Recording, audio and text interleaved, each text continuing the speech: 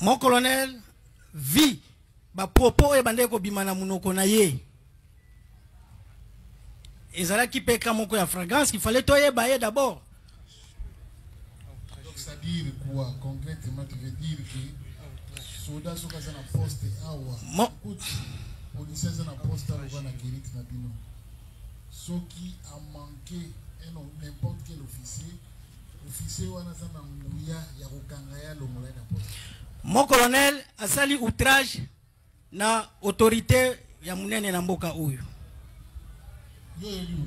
D'abord ngai mokonzi na ye nanu.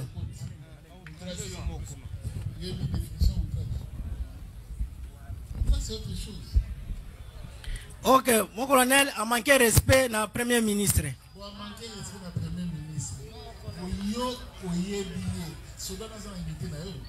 Na yebi ete.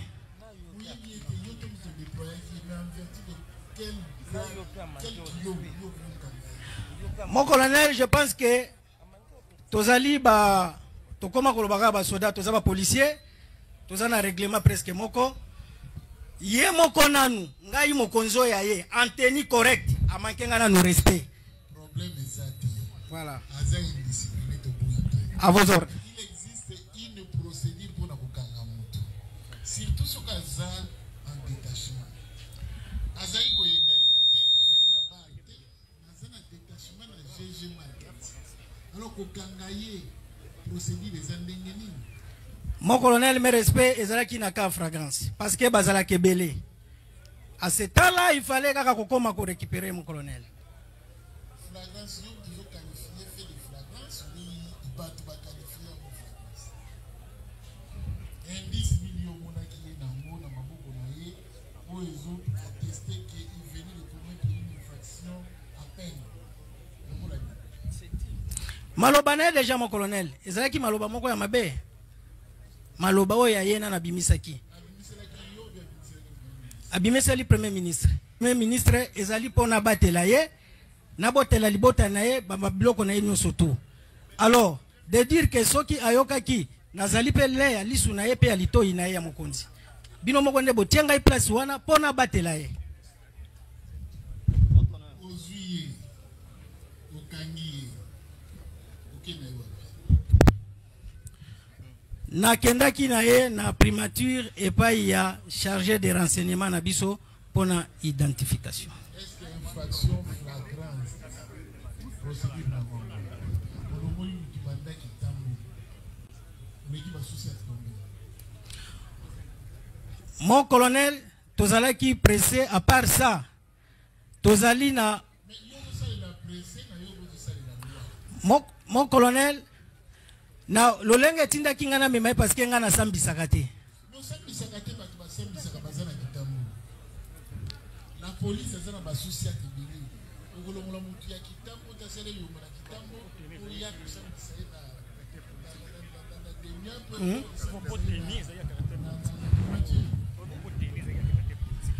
Mon colonel propos tenu ezaki à caractère politique.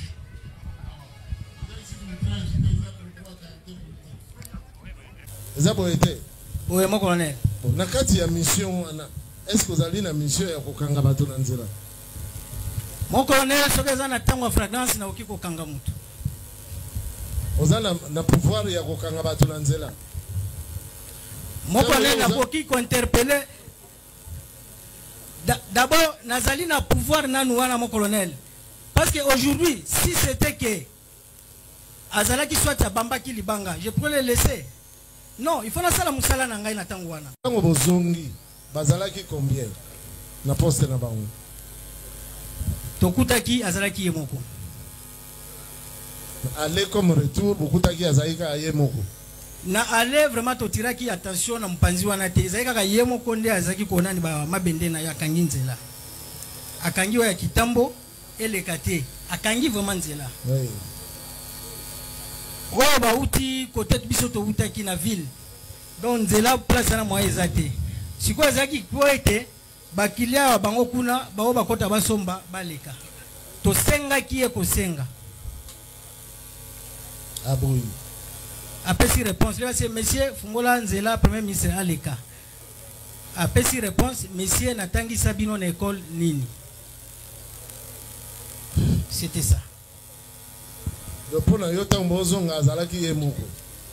Expliquer na cour bokangela ki ye ndenge nini. Olobi kaka non des policiers yo o mangaki premier ministre matala mutuka. Ye pa ye malembe amati na mutuka. Bosimba ki ye na maboko to bosimba ki ye te. Azwaki mo mbatatu azwaki mbatate. Expliquer na na cour. Mon colonel nakoki koloba lokuta te fona loba bosembo. Atambola ki ye mon côté. Basimba ki ye awa. Ndenge to simba ka awa. Tango basimbi nde baza koya na ye. Na tango wana finga ki lisusu te. Te tango wana bande ko finga lisusu te, afinga ki te. Aloba ki eloko te. Abande ko saka neti aboya ko kende. Ndenge suye bobwa ki ye kuna. Ko bwaka te mon colonel, amataki jeep ye moko. Amati nazo bandela amati jeep ye moko. Mutuna mususu tango yo ozo wotiki mukonzi premier ministre. Pona kozongela yo pese ki rapport. Et pas nani. Bon. Est-ce qu'on peut ça qui rapport? Ko pesa rapport? Oui. Oui, oui, na yebisaki nani. Na tika ki dossier et pas ya chargé renseignement. Non, kotika dossier te.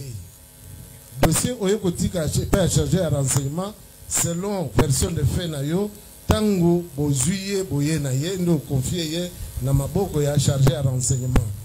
Mais tango botiki premier ministre na aller botiki premier ministre na bureau kozonga oyo yo zonga ki opesa ki rapport epa ya nani po zongo ke lokanga ye.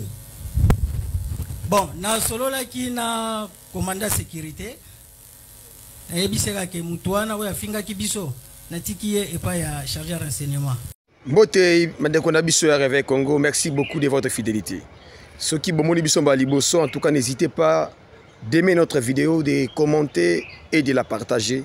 Je suis votre serviteur multicolore Akamish. Chers amis, peut-être Bolanda quitté lobby.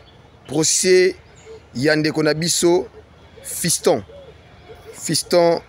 Kabe Asenda Oyo roulage Oya Koufaka. Oui, de son très bien parce que Réveil Congo il en a dossier de près, s'il vous plaît. Il en a dossier de près et procès est bakina ko se tenir. Ministère public a chargé la garde de la première ministre Judith Suminwa Tuluka. Alors, a chargé Bango, la cour militaire de Kinshasa, Gombe, a rejeté lundi 14 avril la requête sur la non-communication en avance des preuves d'accusation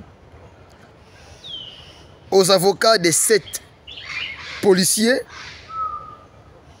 de l'escorte de la première ministre Judith Suminwa, poursuivis pour homicide du policier de circulation routière Fiston Kabeya.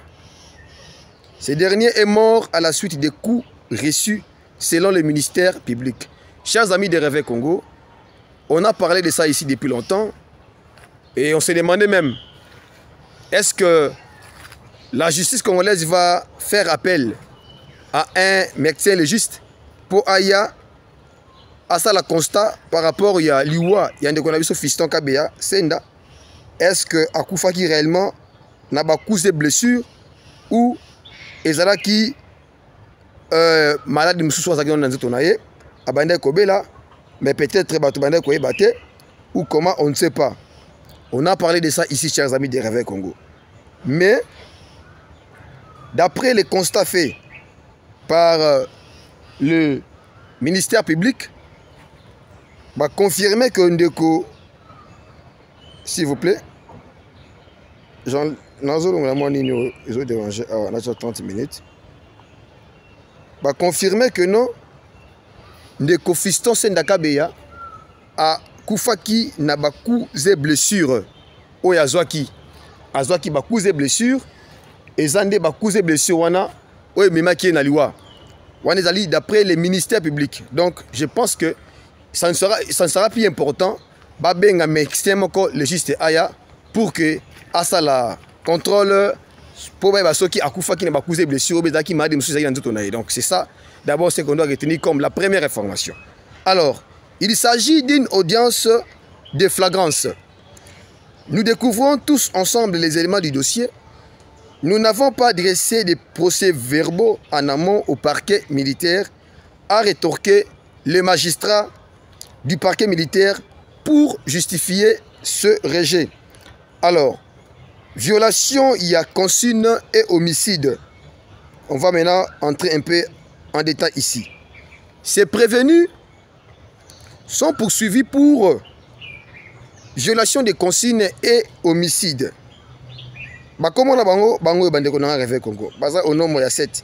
1 2 3 4 5 6 7. Baza 7 personnes. Natangela bino ba kombo na bango. Na ba fonction na bango. Na tchawa. Commissaire supérieur adjoint Olivier Kanza. Commissaire supérieur adjoint Banga Ngajole. Sous-commissaire Michel Yalala. Sous-commissaire adjoint Mangela Mbendao. Sous-commissaire adjoint Libendele Kayindu. Brigadier en chef Sanga Moulangi. Agent de police Teyo Kabongo. Voilà. Lors de la reprise du procès, le lundi, les magistrats du parquet militaire a soutenu que les policiers de circulation routière, Fiston Senda Kabeya,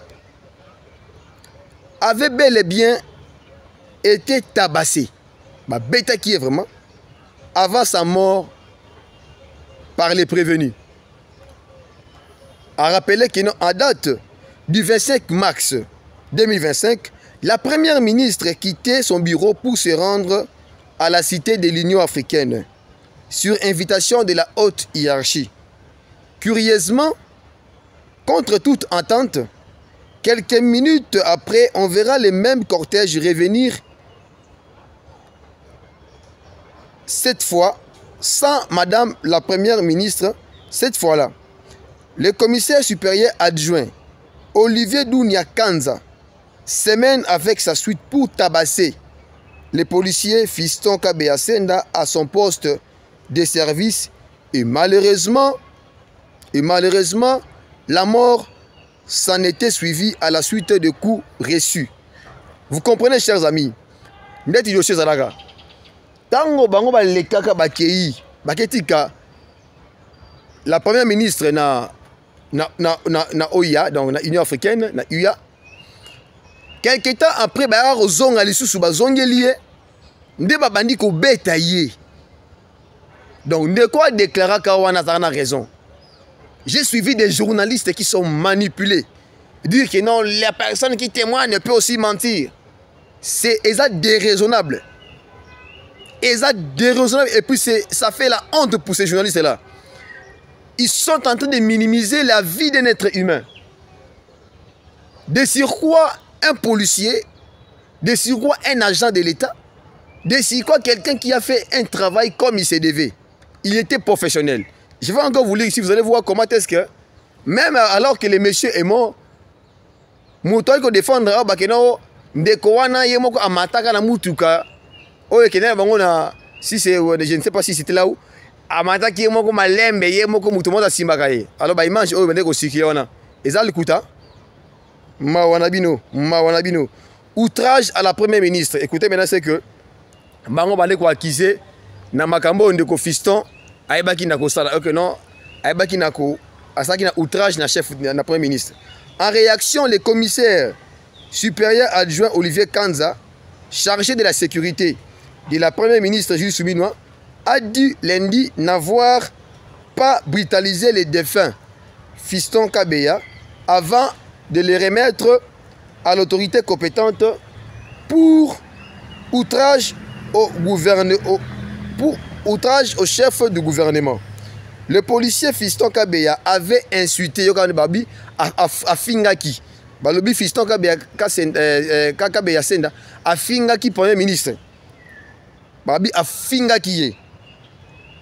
C'est pour cette raison qu'après avoir conduit la première ministre à la primature, nous sommes revenus pour